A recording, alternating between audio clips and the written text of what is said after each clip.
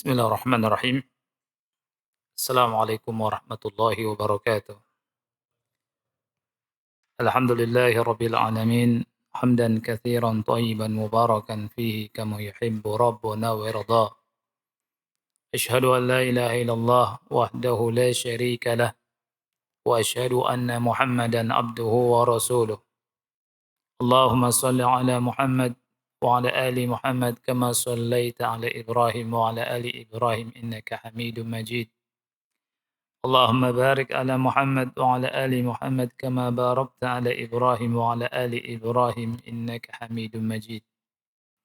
Ikhwas sekalian yang Allah muliakan, pada kesempatan yang mulia ini dengan mengharap pahala dari Allah, mengharap ridha Allah, dan semoga Allah Subhanahu wa taala mengangkat derajat kita semua di dunia dan di akhirat kelak.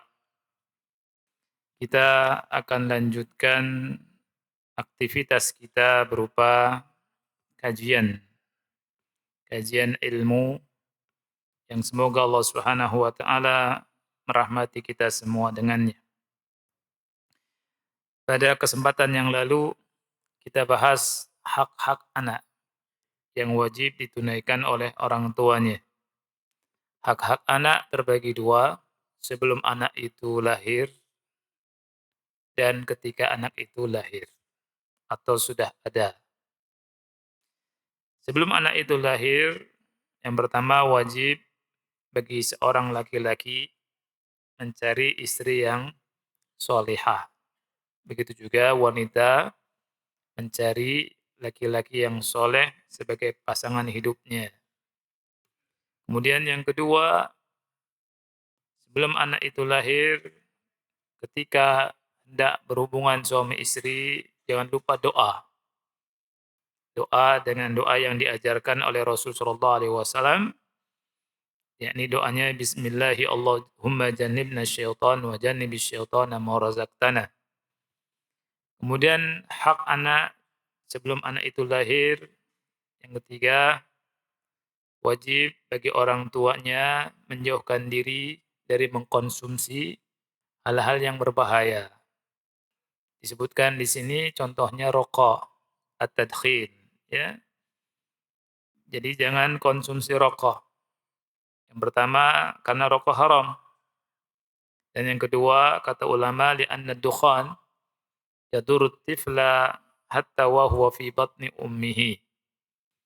Bisa membuat mudarat bagi sang anak. Walaupun sang anak itu masih janin atau masih berada di dalam perut ibunya. Dengan merokok, anak antum yang antum harapkan lahir akan terkena banyak penyakit. Ya, sakitnya macam-macam. Kan kasihan kita ya. Makanya jauhi apa? Rokok. Baik itu rokok klobot, masih ada nggak klobot tuh? Udah nggak ada Pak ya? Atau rokok yang macam-macam itu, atau surutu, tahu surutu? Nah, sekarang ada rokok apa namanya? Eh? Vape, vape. Nah, nanti entah ke depan apa lagi itu. Berkembang rokok itu, akhi. Asalnya klobot, klobot dikelinting gini, zaman dulu ya, dikelinting dari kulit apa itu, akhi? Jagung ya, manis-manis, diemut-emut gitu, ya kan? Habis itu meningkat lagi, habis itu sekarang vape ya namanya ya. Ya. Alhamdulillah ana belum pernah lihat itu jenis vape itu. Ya, semoga Allah enggak memperlihatkan kepadaku dan kepada kita semua. Baik. Kemudian eh, hak anak-anak setelah ada di muka bumi. Kita sudah bahas ya, kalau anak itu lahir wajib dikasih nama yang baik, nama yang bagus. Ada harapan nama yang bagus itu. Dan Nabi SAW mengubah nama nama yang buruk jadi nama yang baik, baik itu laki-laki atau perempuan ya. Kemudian yang kedua, melakukan akikah. Kalau anak laki-laki 2 kambing, kalau anak perempuan 1 kambing. Lihat sunah-sunahnya. Ini hak anak. Kemudian yang ketiga, hak anak itu ketika anak umur 7 tahun diperintahkan sholat. Ketika umur 10 tahun kalau belum mau sholat, dipukul. Tapi pukulnya tidak pukul yang menyakitkan. Ya. Kemudian dipisah antara tempat tidur, antara laki-laki dan perempuan. Jadi kalau antum punya anak laki-laki, punya anak perempuan, jangan satu ranjang, dipisah. Baik itu kamarnya berpisah atau tempat ranjangnya berpisah.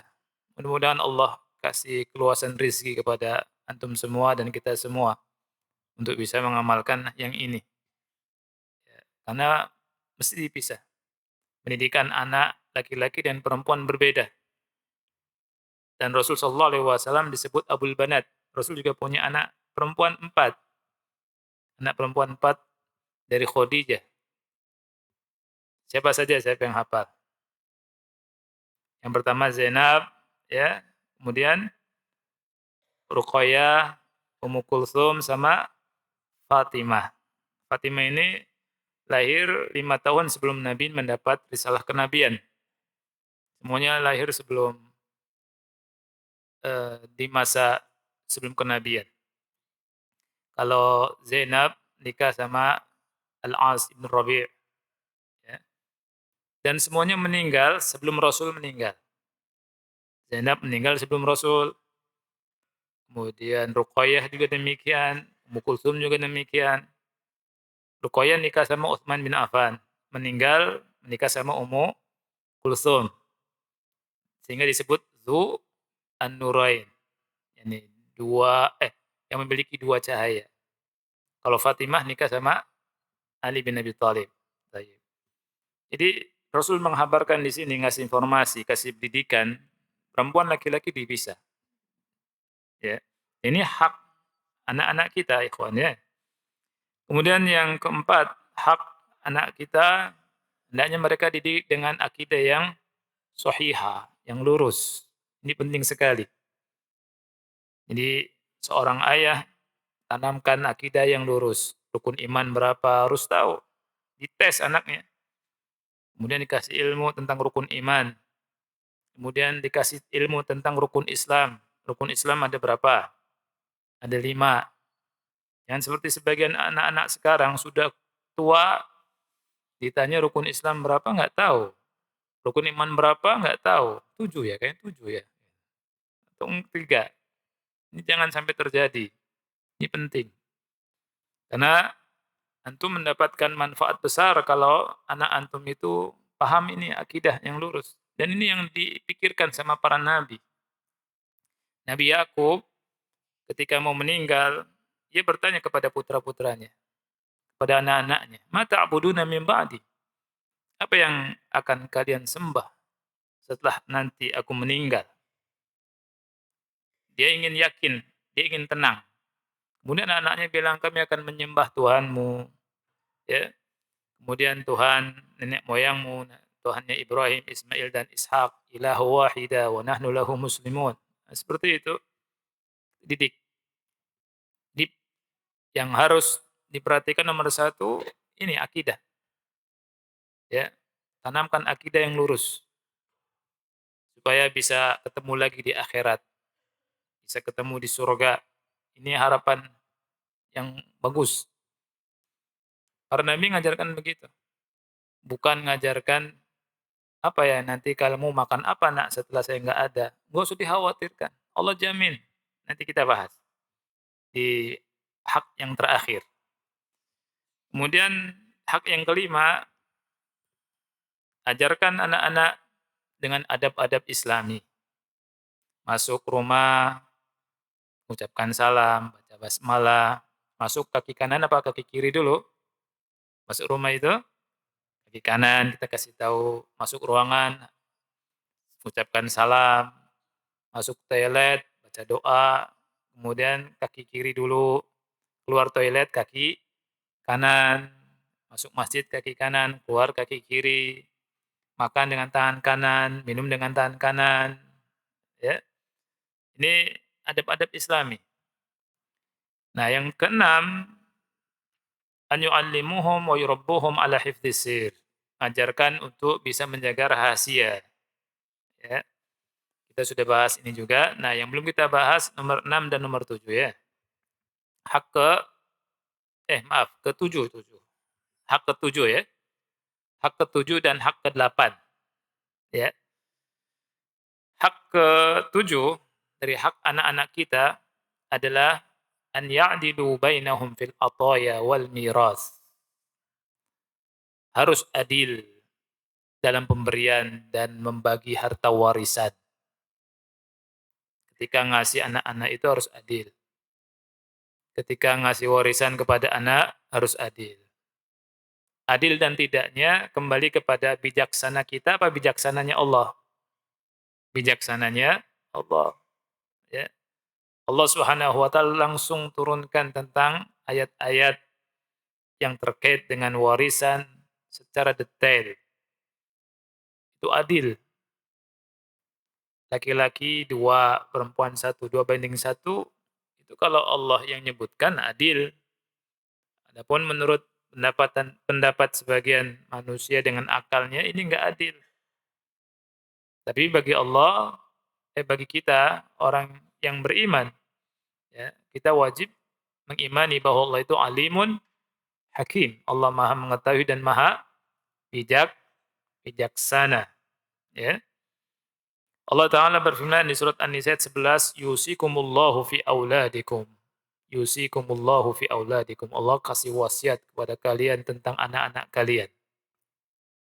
Dan Rasulullah SAW pernah bersabda di hadis yang sahih dikeluarkan oleh Ibnu Hibban, "I'dilu baina auladikum fin nihal." Adilah antara anak-anak kalian dalam pemberian. Kama tuhibbuna an ya'dilu bainakum fil birri wal lutf. Bagaimana kalian suka mereka adil di antara kalian dalam kebaikan dan dalam kasih sayang. Dari Nu'man bin Bashir, ada sebuah hadis disebutkan di sini dari Nu'man bin Bashir, "Ana abahu atabihi Rasulullah sallallahu alaihi wasallam." Bahwasanya ayahnya datang membawanya kepada Rasulullah sallallahu alaihi wasallam untuk menemui Rasul sallallahu alaihi wasallam. Faqal, ayahnya berkata, "Inni nahaltu ibni hadza gulaman kana li." Faqala Rasulullah sallallahu alaihi wasallam, "Akulla waladika nahalta mithla hadza?" Faqala la. Jadi dia berkata, aku memberi anakku ini, ya, hadiah gulaman, ya, gulam yang milikku saya berikan buat dia. Kemudian Rasul berkata, apakah semua anak-anakmu kau berikan itu? Dia menjawab, tidak. Faqala Rasulullah sallallahu alaihi wasallam, farji'hu. Rasul berkata, balikkan dia. Kemudian Rasul berkata, ittaqullaha wa'dilu fi auladikum. Bertakwalah kepada Allah dan adilah di antara anak-anak kalian.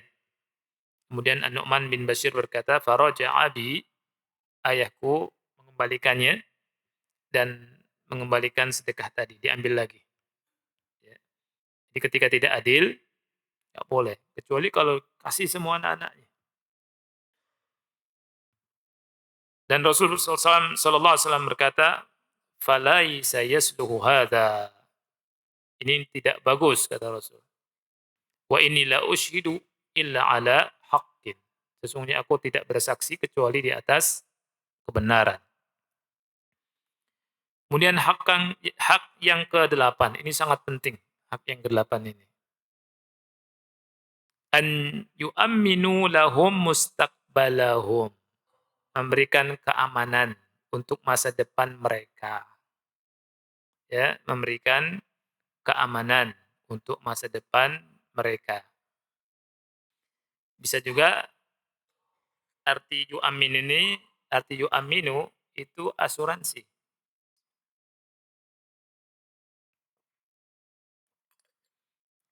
Sebagian kita bikin asuransi, Untuk apa? Untuk kenyamanan. Kalau ada apa-apa, ya, kalau nanti ada asuransi kematian, kan seperti itu kan. Nah, di sini hendaknya seorang ayah itu perhatian kepada untuk masa depan putra-putrinya. Gimana cara membuat mereka aman? Caranya adalah dengan menjadi hamba-hamba Allah yang soleh solehah. Nah itu, tidak ada cara lain. Caranya memperbaiki diri, menjadi hamba-hamba yang bertakwa. Tidak ada cara lain. Sebaik-baik investasi, sebaik-baik takmin untuk anak-anak putri, anak putra-putri kita adalah amal soleh kita. Saya berkata di sini, وأظن أن كثيرا من الناس يعتقد أن تأمين مستقبل الأولاد. Aku kira banyak dari manusia meyakini bahwa jaminan masa depan anak-anak itu yakunu bi'ida'il amwal fil bunuk atau bil iqarati ila ghairi dhalik. Yaitu dengan cara investasi. Naruh uang, naruh harta di bank, atau investasi berupa tanah, berupa bangunan, ya, atau ya ila ghairi dzalik atau yang lainnya. Kata Syekh, "La ya ibadallah." Ini perhatikan, penting sekali. Tidak wahai hamba-hamba Allah. I'lamu anna ta'mina mustaqbalil aulad fil Islam. Ketahuilah bahwa jaminan masa depan anak-anak dalam Islam yakunu bittaqwa al-aba wal ummahati lillah. Itu dengan ketakwaan orang tua. Ketakwaan ayah dan ibu lillah kepada Allah. Wa bil qaulis sadid dan dengan qaul yang sadid. Dalilnya surat An-Nisa ayat 9. Wal yakhshal ladzina law taraku min khalfihim dzurriyyatan dhi'afa khafu 'alaihim falyattaqullah wal yaqulu qawlan sadida. Ini penting sekali kaidah Islam memberikan jaminan kepada putra-putri kita, putra-putri antum semua, itu dengan memperbaiki diri. Ya, terus kita ini memperbaiki diri, meningkatkan takwa dengan meninggalkan larangan. Kita tingkatkan diri kita, upgrade kebaikan kita untuk Allah Subhanahu wa taala. Ini baik buat masa depan anak-anak.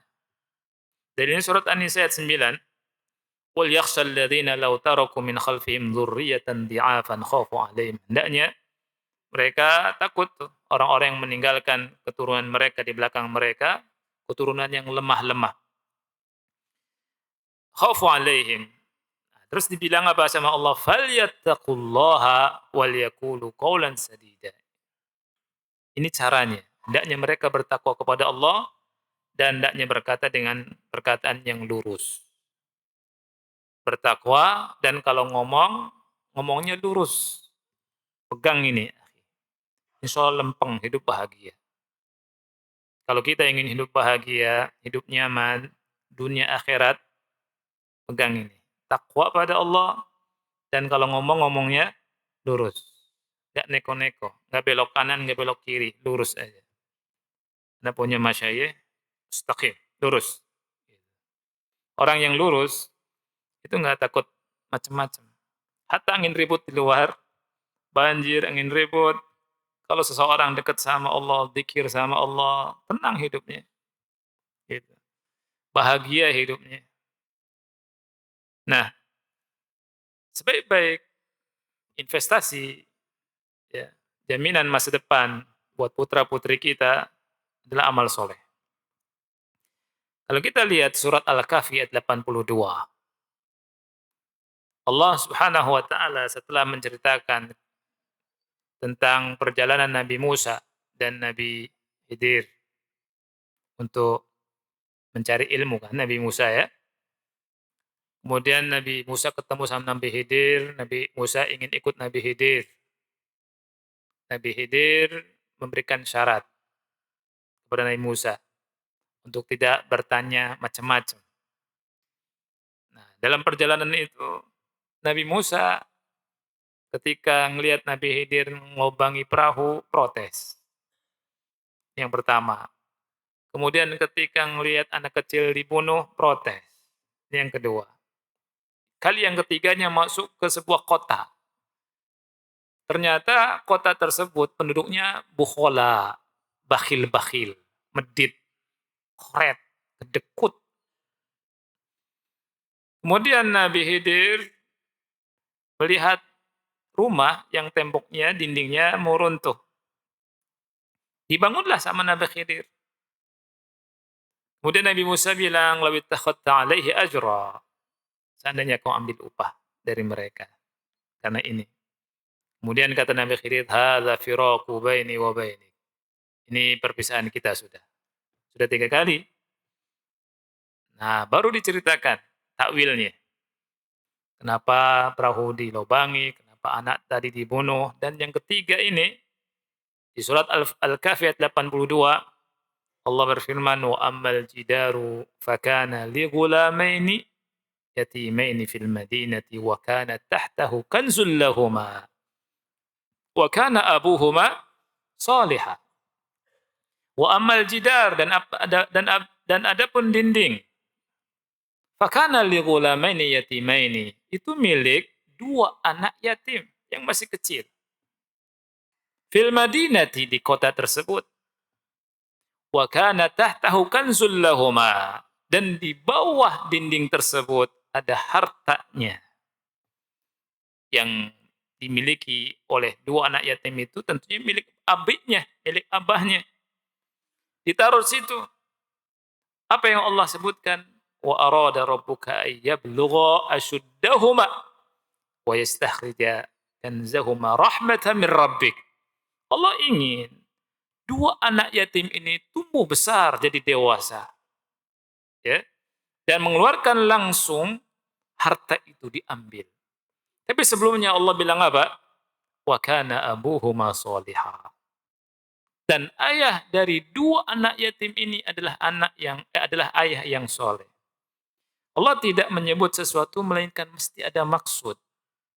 Ada hikmah, ada pelajaran yang besar dari sini. Ini menunjukkan bahwa yang namanya kesolehan berkah. Dan keberkahannya terasa juga untuk anak keturunannya. Subhanallah. Wa kana abuhuma soleha. Ayah dari 2 anak yatim ini soleh. Ketika ayahnya soleh, Allah jaga anak-anaknya. Allah jaga keluarganya. Dan Allah jaga hartanya. Subhanallah. Jadi kalau kita ingin dijaga sama Allah, ingin dikasih keberkahan, intinya satu saja. Bertakwa kepada Allah Subhanahu wa taala. Memperbaiki diri. Antum ingat, Anda sering menyampaikan kisah seorang penjual susu, ya, ibu-ibu, ya tidak, diulang-ulang supaya kita selalu ingat. Ibu-ibu itu punya putri yang sangat solihah. Saya tanya ya ikhwan, Umar bin Abdul Aziz itu khalifah yang adil tidak? Khalifah yang adil. Khalifah yang sangat dikagumi sampai sekarang. Walaupun masanya sebentar, tapi di masa itu ketika dia menjabat jadi khalifah, susah cari orang miskin. Susah untuk mendapatkan orang yang mau nerima sedekah. Subhanallah. Makmurnya luar biasa. Ini menunjukkan kemakmuran itu dengan takwa. Apa artinya kemajuan kalau tidak ada ketakwaan? Semakin maju, semakin ada orang miskin, akhi, kalau nggak ada takwa. Antum lihat, Umar bin Abdul Aziz itu merupakan salah satu keturunan dari wanita penjual susu. Subhanallah. Di masa Umar bin Khattab radhiyallahu an, Umar bin Khattab di malam hari ketika belusukan ya, melihat-lihat keadaan kaum muslimin, tanpa disengaja mendengar perkataan seorang wanita penjual susu dengan putrinya. Kata ibunya itu, "Ya ibnatah, ikhlitil labana bil ma." Wahai putriku, campur air susu ini dengan air biasa. Kata putrinya, "Ya Ummah, ala takhafina min Umar?" Wahai ibuku, tidakkah ibu takut sama Umar?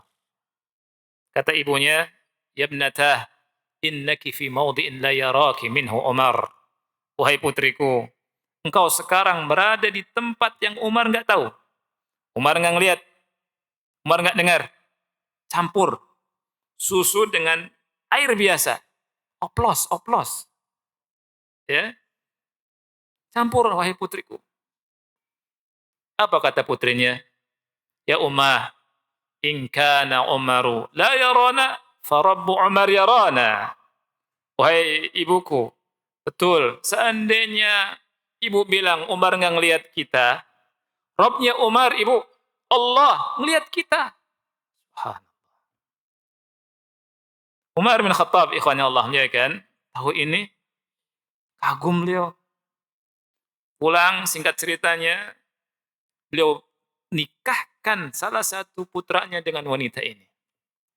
Dan lihat ya, mencarikan jodoh untuk putra-putri itu yang soleh, yang solehah.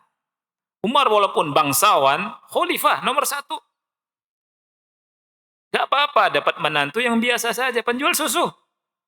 Kalau sekarang bangsawan, harus punya menantu juga bangsawan.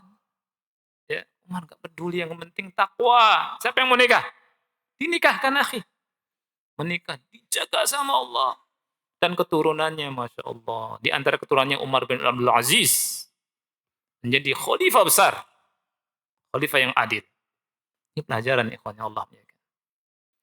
Kalau kita ingin mendapatkan kebaikan dunia akhirat, ingin dijaga sama Allah, ingin dijaga keluarganya, diberikan keturunan yang baik, yang soleh, soleha, perbaiki diri. Wa kana abuhuma soleha. Bapaknya adalah orang yang soleh. Gak peduli akhi. Miskin gak masalah, yang penting soleh, soleha. Kebalikannya, orang yang melanggar aturan Allah Subhanahu wa taala, walaupun kaya, hidup serba kecukupan, berada dalam istana, Allah Subhanahu wa taala hinakan. Keturunannya Allah hinakan. Maksudnya jauh dari apa yang diinginkan sama dia. Ini pelajaran besar. Berapa banyak orang yang dulu pejabat, anaknya sekarang jadi pembantu. Walaupun maaf ya, Anda tidak menghina ART, enggak. Itu usaha yang bagus. Tapi menurut mata banyak orang, ya kan, itu merupakan kelas yang kurang kan gitu. Yang dulunya dia menghina-hina, anaknya jadi seperti yang dia hina. Subhanallah.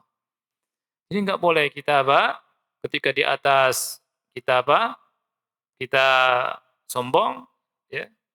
Karena apa? Nanti yang namanya dunia itu kadang berputar, kadang di atas, kadang di bawah. Wa tilkal ayyamu nudawiluha bainan nas. Itulah hari-hari yang kami pergilirkan di antara manusia. Ketika di bawah sabar, ketika di atas jangan sombong. Ya. Nah, ini pentingnya kesolehan. Wa kana abuhuma solihah. Lihat ikhwan. Jadi ketika putrinya tadi dibilang, ya ibnatah ikhlatil labana bil ma, wahai putriku, campur nih susu dengan air biasa. Jadi oplos itu ternyata sudah zaman dulu akhi. Ya, oplosan itu. Sekarang ada oplos beras. Subhanallah. Ya, gila dia tanggung jawab di hadapan Allah itu. Ya, ngeri. Makanya pentingnya apa? Beriman, pentingnya takwa, pentingnya ngaji. Semakin maju, kalau nggak ada ketakwaan, rusak. Rusak, akhi. Antum bangun, antum maju, tapi ketakwaan nggak ada. Waduh, rusak. Tidak ada berkah. Tapi ketika takwa, berkah hidup. Hidup berkah. Baik, ini hak-hak anak atas siapa? Orang tua. Ya. Sekarang kita masuk ke faedah yang baru. Jadi faedah yang pertama tadi ya, al-mulku wal hukum wal khilafah biadillah.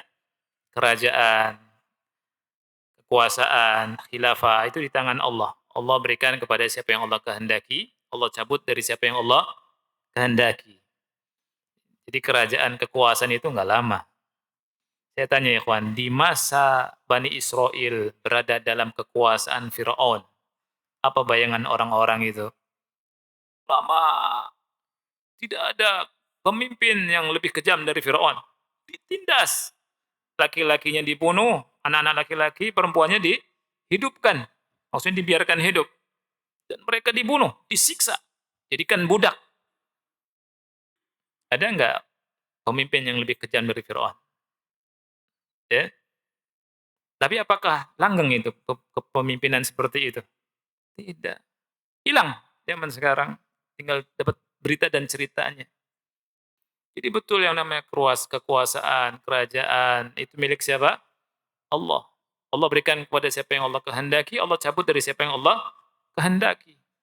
Ya. Kemudian yang kedua, al-abna hibatun minallah.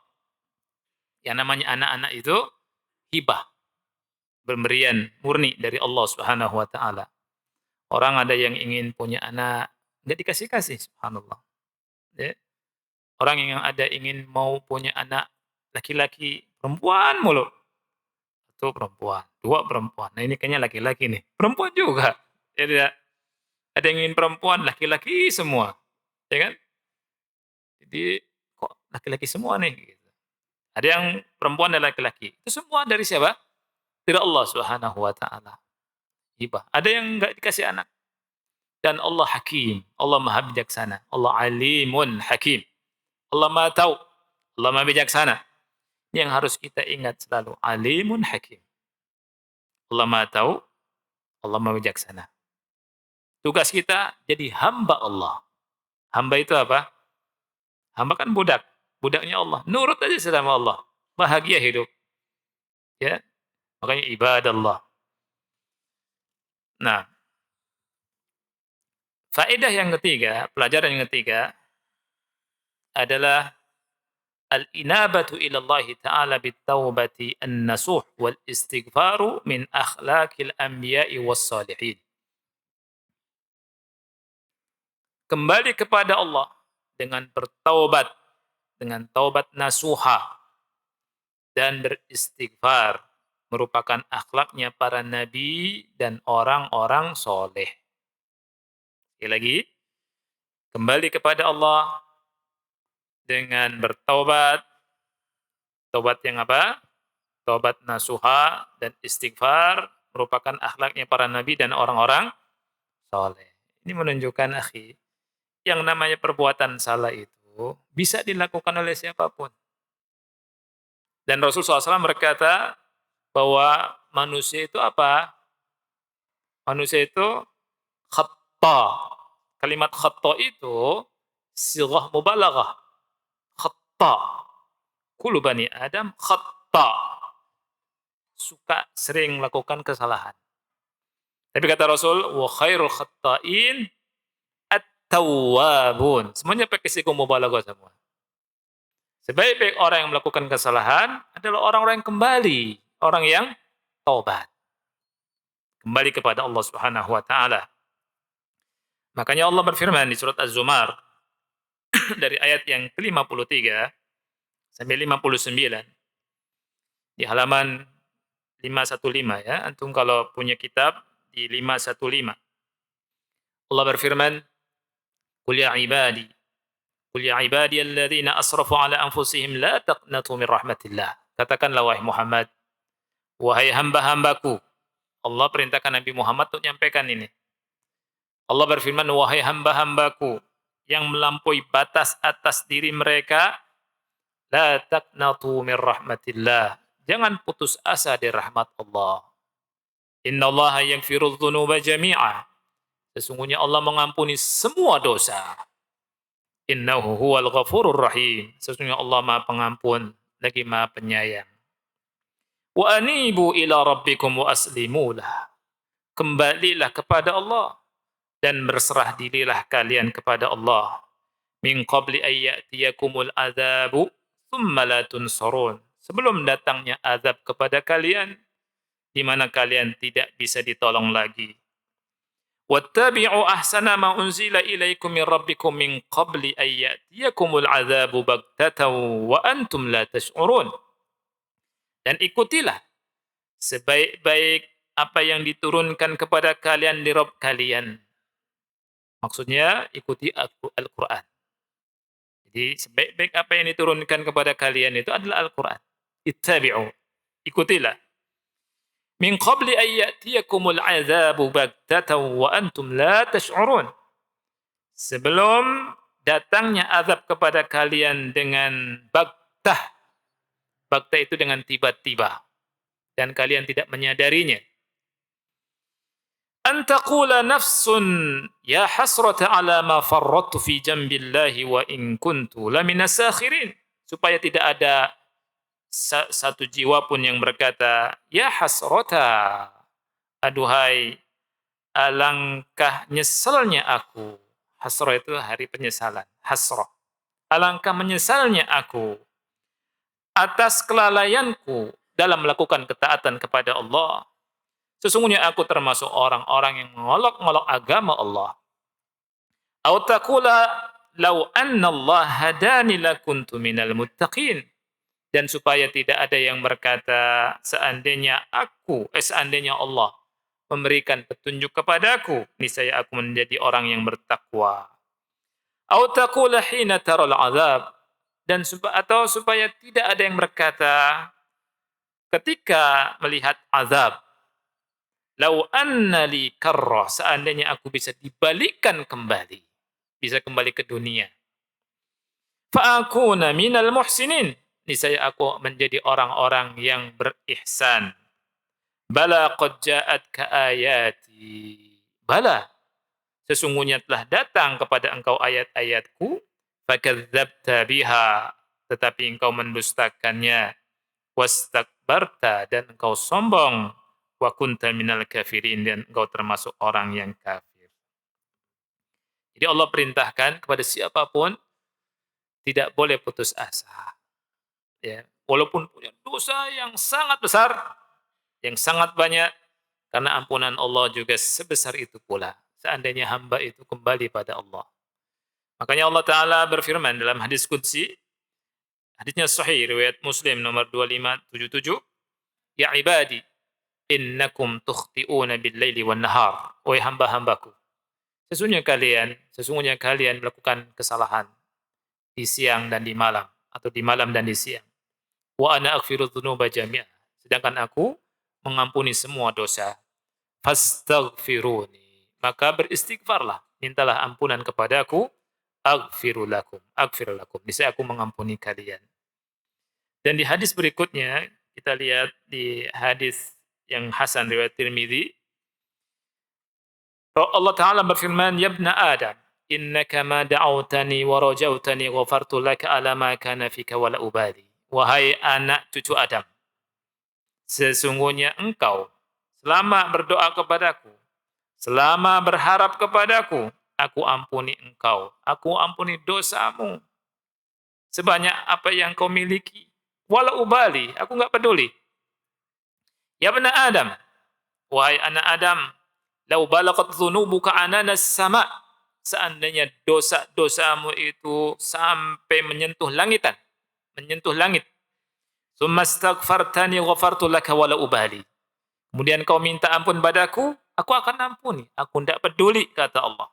Ya ibna Adam, wahai anak Adam, innaka law ataitani bi qurabil ardi khataya. Sesungguhnya, seandainya engkau apabila datang kepadaku membawa dosa sepenuh bumi, tsumma laqitani la tusyrik bi syai'a la ataituka bi qurabiha maghfirah. Kemudian kau mendatangiku dalam keadaan tidak menyekutukanku dengan apapun, aku akan mendatangkan ampunannya sebesar bumi itu. Subhanallah. Ini pelajaran ya, kawan.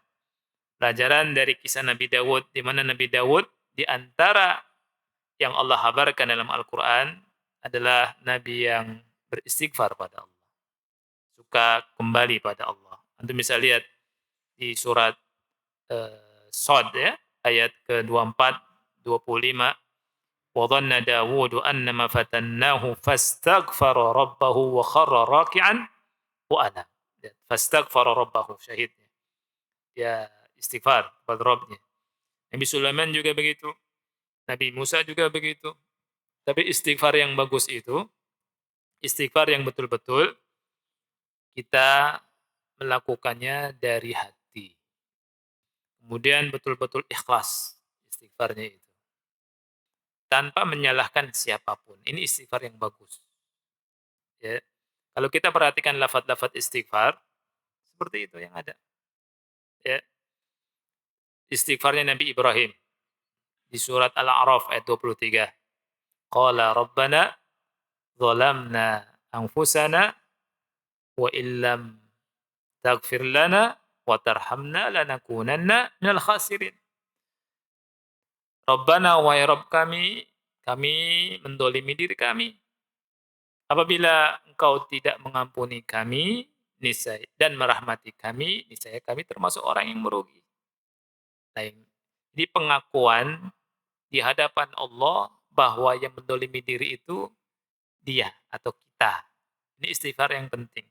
Jadi ketika kita mengucapkan istighfar, hadirkan pertama kali hati.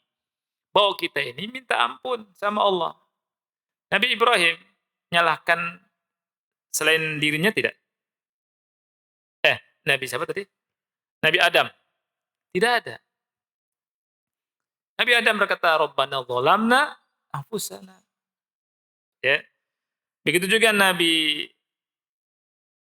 Musa. Nabi Musa ketika mukul orang dari musuhnya, kan Musa ketika melihat ada orang berantem tuh, satu dari kaumnya, satu dari musuhnya. Bahwa kazuhu Musa, dipukul sama Musa langsung ngejoprak, mati, meninggal. Ya. Kemudian Nabi Musa berkata, qala rabbi inni zalamtu nafsi faghfirli. Subhanallah. Ya Allah, ya Rabbi, sesungguhnya aku mendolimi diriku, ampuni aku. Faghfarallah, Allah ampuni. Nabi Musa enggak nyalakan siapa-siapa.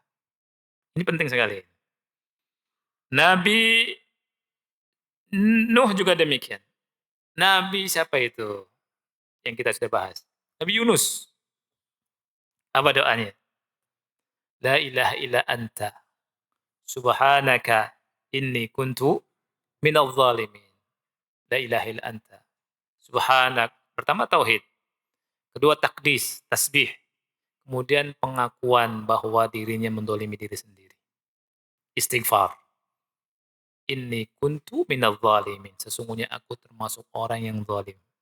Nabi Yunus nyalahkan kaumnya tidak? Tidak nyalahkan. Tidak nyalahkan kaumnya, tidak nyalahkan yang ada di kapal, tidak juga nyalahkan yang ikan-ikan besar itu. Tidak nyalahkan itu.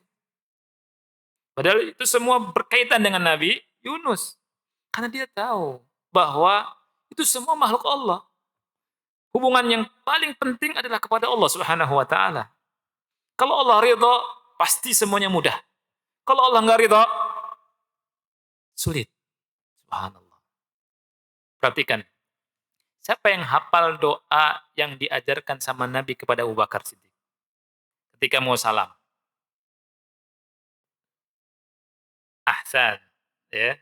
Masya Allah. Allahumma inni zalamtu nafsi zulman katsira wa la yaghfiru dzunuba illa anta faghfir li maghfiratan min indika warhamni innaka antal ghafurur rahim. Nah, bisa belum? 1 menit lagi. Ya. Nanti habis Isya kita lanjut. Habis adzan kita lanjutkan. Ini doa, ikhwan perhatikan, ditanya oleh orang yang paling baik setelah Nabi dan Rasul. Yang siapa? Abu Bakar Siddiq. Dan yang ditanya adalah Rasul dan Nabi terbaik. Yang paling utama itu Nabi Muhammad SAW. Di ibadah yang paling mulia. Yakni apa? Salat. Tentunya doanya luar biasa. Insyaallah kita akan bahas pada adzan ya. Nah, sallallahu Nabi Muhammad wa ala alihi wa sahbihi wa barak wa sallam. Wassalamualaikum warahmatullahi wabarakatuh. Alhamdulillah. Wassalatu wassalamu ala Rasulillah wa ala alihi wa ashabihi wa man walah wa la haula wa la quwata illa billah amma ba'd. Kembali tentang masalah istighfar. Tadi sebelum azan disebutkan ada doa yang sangat bagus yang Abu Bakar Siddiq dalam hadis yang sahih, hadis Bukhari disebutkan dia bilang ke Rasulullah SAW, "Ya Rasulullah, allimni du'aan ad'u bihi fi salati." Wahai Rasulullah, ajarkan aku sebuah doa yang aku akan mengucapkannya dalam salatku. Aku akan berdoa kepada Allah di dalam salatku dengan doa ini. Kemudian Rasul sallallahu alaihi wasallam mengajarkan doa ini kepada Abu Bakar Siddiq. Allahumma inni zalamtu nafsi zulman katsira. Ya Allah, sesungguhnya aku mendolimi atau telah mendolimi diriku dengan kezaliman yang banyak. Wala yaghfiru dzunuba illa anta, dan tidak ada yang bisa mengampuni dosa kecuali Engkau. Faghfirli maghfiratan min indik. Maka ampunilah aku dengan ampunan dari sisimu. Sesungguhnya Engkau innaka antal ghafurur rahim. Sesungguhnya Engkau Maha Pengampun lagi Maha Penyayang. Ini doa. Jadi sebelum kita salam, ikhwan, kita baca ini. Allahumma inni zalamtu nafsi zulman katsira wa la yaghfiru dzunuba illa anta faghfirli maghfiratan min indika warhamni, dan rahmatilah aku. Tadi ada yang keloncat ya. Warhamni, dan rahmatilah aku. Innaka antal ghafurur rahim. Sesungguhnya Engkau Maha Pengampun lagi Maha Penyayang. Istighfar ini istighfar yang benar. Tadi sebelum kita lepaskan ucapan dari lisan kita, harus diyakini bahwa kita mengakui kitalah yang mendolimi diri kita. Jadi seperti Nabi Yunus berdoa, la ilaha illa anta subhanaka inni kuntu minadh dhalimin. Makanya kata Rasulullah SAW, tidaklah seorang muslim ditimpa musibah kemudian berdoa dengan doa ini, apa yang dia hajatkan, apa yang dia inginkan dikabulkan sama Allah. Apabila berdoa dengan pakai tawasul ini. Makanya ketika kita istighfar, itu yang harus diperhatikan hati kita. Hati kita. Ikhlaskan dan kita yakini bahwa kita yang berdosa.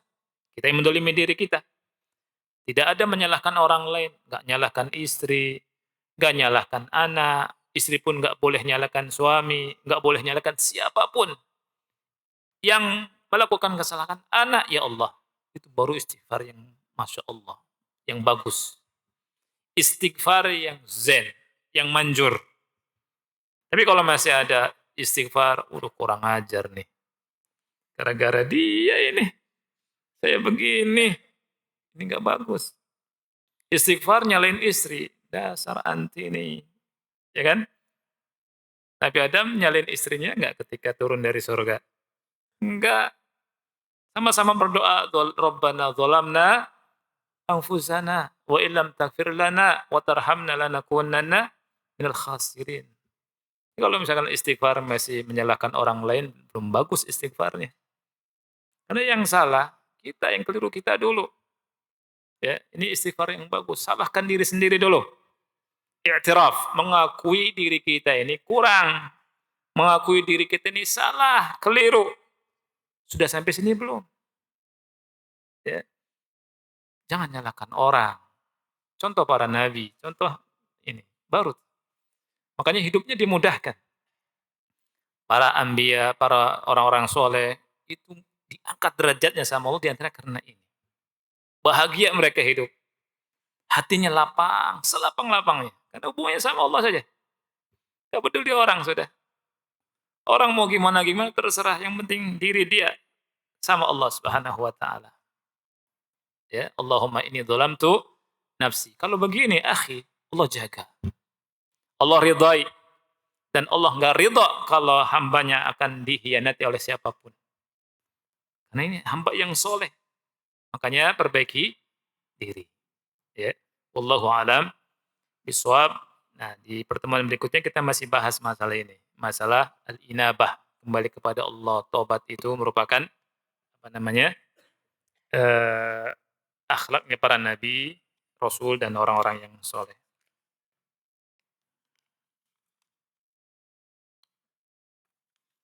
Ada yang dimasukkan ke kantong nggak? Nggak ada ya? Kadang anak kalau ada datang dulu, surat set, masukin kantong. Ada pertanyaan, set dimasukin kantong, oh iya, lupa. Iya, bismillah. Kalau nulis surat bismillahirrahmanirrahim ya. Seperti Rasul nulis surat ke Raja Heraklius. Bismillahirrahmanirrahim. Istri mendapat satu pertanyaan dari salah satu ummahat, yang mana ummahat tersebut kebingungan dengan apa yang menimpa dengan suaminya yang telah menjatuhkan talak kepadanya untuk ketiga kalinya. Tetapi si suami menyangkal keabsahan talak terakhirnya karena pengakuannya bahwa dia melakukannya dalam kondisi marah. Pertanyaannya, bagaimana mengukur marah yang bisa menentukan syah atau tidaknya cerai? Nah, la tolak fi iglaq, tidak ada tolak dalam iglaq. Maksud marah dalam kondisi marah yang tidak sah cerainya itu marah yang tidak sadar. Ya, pas lagi sadar, loh kok piring di sini ya? Kok piring pecah? Ya, kok pintu hancur nih? Gitu misalkan ya. Ini dia melakukannya nggak tahu, nggak sadar. Ya. Nah, ada marah seperti itu kan. Nah, marah yang seperti ini sepakat ulama mengatakan bahwa talaknya tidak sah. Kalau misalkan suami bilang ke istrinya, anti talik, kamu saya cerai. Ketika marah, nah ini nggak sah. Berarti tidak tidak jadi talaknya. Ya. Nah, talak yang diperdebatkan sama ulama, talak yang pertengahan masih sadar. Apakah jatuh talaknya atau tidak. Ya. Sebagian ulama mengatakan jatuh, sebagian ulama mengatakan tidak jatuh talaknya. Tapi Anda memilih pendapat yang jatuh. Ya, Allahu a'lam. Tapi antum bisa tanya nanti kepada ulama yang lebih tahu ya. Karena masalah talak perceraian ini, akhi, masalah yang berat ya. Masalah kita nggak boleh langsung difatwakan langsung talak. Gitu. Itu bisa nanti gimana waktu mentalakkan itu, ya. Talaknya itu sadar nggak atau mendekati iglak atau tidak. Gitu. Tapi kalau talak tidak marah, marahnya sedang sadar, sepakat ulama mengatakan talaknya jatuh. Dan talak itu, saya kasih pelajaran, ada dua ucapan, jenis jenis ucapan. Ada ucapan yang sorih, ada ucapan yang pakai maknawi. Yang sorih itu, misalkan saya cerai kamu, anti talik. Ini jatuh talaknya walaupun main-main. Ya Rasul bilang, salasun jidduhun najid wa hazduhun najid. Ada tiga hal yang sungguh-sungguhnya dinyatakan sungguh-sungguh, berguraunya dinyatakan sungguh-sungguh. Di antaranya adalah talak, cerai. Jadi nggak boleh main-main sama istri, Masya Allah, anti cantik, oi, gitu ya. Bahagia aku sama anti, anti saya cerai. Jatuh, akhi, talaknya. Walaupun main-main, ya nggak boleh. Apalagi sungguh-sungguh, ya. Baik. Ada talak yang tidak sorry, talak yang eh, untuk mengancam. Maksudnya talak yang kalimatnya tidak terang, gitu. Tidak sorry, tidak tegas, anti tolik. Contoh, misalkan kamu saya balikkan ke rumah orang tuamu ya, gitu. Atau keluar kamu dari rumahku, keluar dari sini. Nah, ini ditanya, Mas ini ada niat cerai atau tidak? Kalau misalkan bilang saya cuma ngancam, saya cuma ngancam, nggak jatuh talaknya. Nggak jatuh talak maksudnya ucapan ini. Tapi kalau ada niat untuk cerai kan jatuh cerai. Jatuh cerai. Ya wallahu alam bishawab. Dipastikan lagi ini marahnya gimana ya.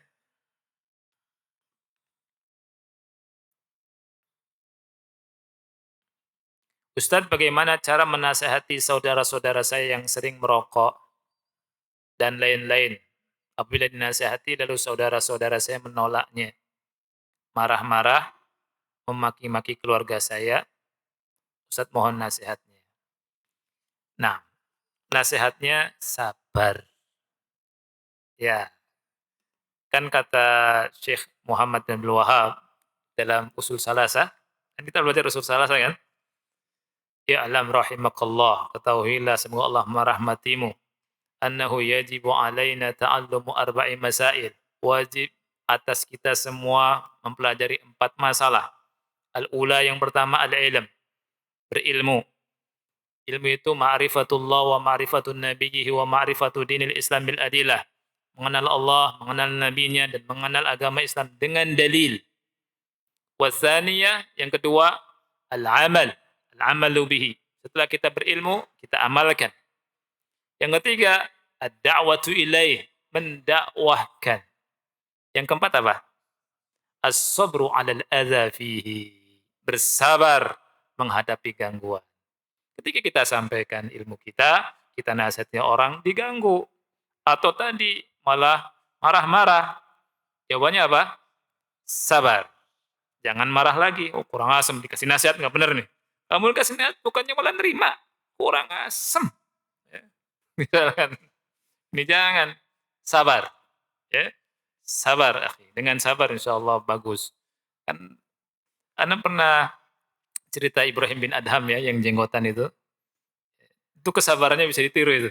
Luar biasa. Dia jenggotan, lagi jalan. Ada orang Yahudi bawa anjing gitu. Si Yahudi itu bilang, ya Ibrahim, alihyatuka adharu min dhanabi hadal kalab. An-dhanabu hadal kalab adharu min lihyatik. Wahai Ibrahim, itu jenggot ente itu lebih suci daripada ekor anjing saya. Atau ekor anjing saya lebih suci daripada jenggot ente. Kata dia apa? Dengan tenangnya, inkanat fil jannah. La hiya adharu min dhanabi kalbik. Wa inkanat fil nar, la dhanabu kalbika adharu minha. Kalau jenggotku ini masuk surga, lebih suci dari ekor anjing ente. Kalau jenggotku masuk neraka, ekor anjing ente lebih suci daripada jenggotku. Subhanallah. Akhirnya Yahudi itu masuk Islam. Asyhadu an la ilaha illallah wa asyhadu anna rasulullah. Lihat, karena akhlak.